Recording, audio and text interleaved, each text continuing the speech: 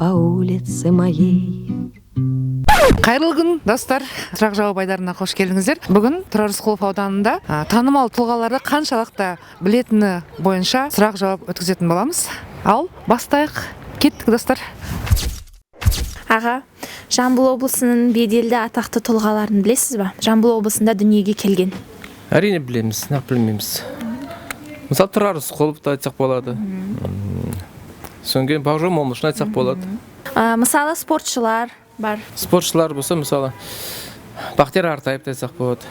Елдос Сметов деген бар. Соңында Ибрагим деген боксеріміз бар, әлем чемпионы бар. Сондай. Досымжан Таңатаров. Мен білетінім Досымжан Таңатаров Құлан ауылында, Карл Маркс ауылында өмірге келген. Тағы кімді айтасыз, тағы кімді білесіз? Әлемдік чемпионнан мысалы Ермахан Ибраев Жақсылық ауылында өмірге келген. Рахмет үлкен, білеткенсіз ғой. Бауыржан Момышұлы бар. Өзі өте атақты соғыс жылдарында ерлігімен өзімен ерекшеленген, ксро батыр атағы алған. Сол Бауыржан Момышұлы бар. Тағы да Шерхан Мұртаза бар, жазушы, ақын, шығармаларын оқығамыз.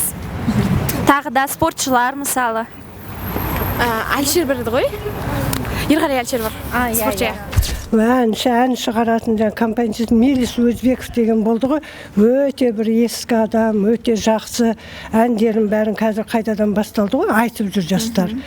Соны білем. Біздің ауылдығы, солына Калилин ба, Тельман ба, ұмытпасам. Ислам Байрамуков, серебряный призер Олимпийских игр в Сиднее 2002 года. 2000-го. Мен Сөзбеков, Жаңбыршы Усейінов, Нұрлан Байгөзов, Алтынбек Оразбаев, Ақжүрек Таңатаров, Ермахан Ибрагимов. Рыскулов — это выдающийся политический деятель, именем которого назван наш район, имени Тура Рыскулова. Бұлар негізі ұмыт болған дәстүрлер, бірақ мүмкін білетін шығарсыз. Босаға майлау деген дәстүрді білесіз ба? Босаға майлау дегенді білмеймін. Бірақ сол келін түскендегі несі дәстүр шығады. Рахмет аға үлкен. Босаға майлау деген Может, келін түсіргенде шығар. Келін түсіргенде келіннің босағада аттағанда жеңіл болсын недей. үйге құт береке келсін деп, может. Сондай шығар, келіннің жолы ашық болсын деген сияқты. Босаға майлау дегенді білесіз ба? Босағаны майлағанда мысалы не дейміз енді, жаңадан келін түскенде мысалы алдынан шығып, адыраспан түтетіп, келін келетінде бет аузын не жасап, сондай енді болған ғой бұрынғы салттар. Сол енді. Рахмет үлкен апа. Сендерге де рахмет, балалар, өркендерін өсе берсін, өсіп түсіре беріңдер апаларды, қабыл болсын балалар. Рахмет. Жаңа отбасы болып, жаңа үй болып шығады ғой жастар, сол кезде босағасын майлап, осы үйде береке болсын, бақ дәулетті болсын деген ырыммен сол ырымды босаға майлау дейді қазақта.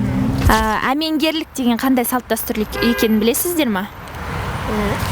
Күйеуі қайтыс болған жағдайда қайнысына жеңгесін үйлендіреді.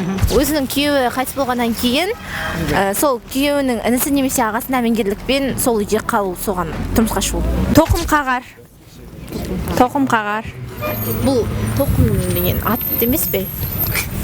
Қапқасалар деген дәстүрді білесіз ба? Қапқасалар. Май, құрт, ет бәрін сақтап, неге құмшеккенеге біліп қояды. Хочется пожелать ден саулык, бакыт, табыс телеймін.